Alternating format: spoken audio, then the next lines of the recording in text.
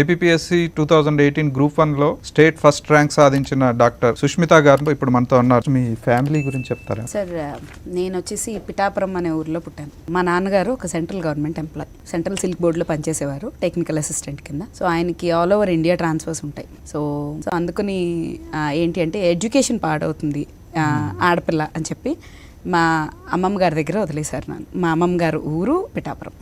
So మా తాతగారు మా అమ్మమ్మ గారు నన్ను పెంచి పెద్ద చేశారు. సో మా తాతగారు అదే ఊర్లో హిందీ పండిట్, ఆయన పేరు శ్రీ పిఎల్ఎన్ శర్మ గారు, పేరు లక్ష్మీ నరసింహ శర్మ గారు. ఆయన నెక్స్ట్ మా మావయ్యలు, నాకు ఇద్దరు మావయ్యలు, వీళ్ళందరూ అప్పట్లో ప్రైమ్ యూత్లో ఉండేవారు, గ్రూప్స్ ప్రిపేర్ అయ్యేవారు అనమాట. సో నేను అప్పుడు చాలా చిన్న పిల్లని, ఎల్కేజీ యూకేజీ చదువుతుండేదాన్ని. ఇప్పుడు బేసిక్గా వాళ్ళు చదువుతూ ఉంటే చిన్నప్పటి నుంచి I use to go SIT with them and I use to study అనమాట. సో అలా ఏంటి అంటే నా ఫ్యామిలీ ఫౌండేషన్ నాదే, నాకు తెలియకుండానే నాకు ఫౌండేషన్ ఫ్యామిలీ నుంచి పడింది.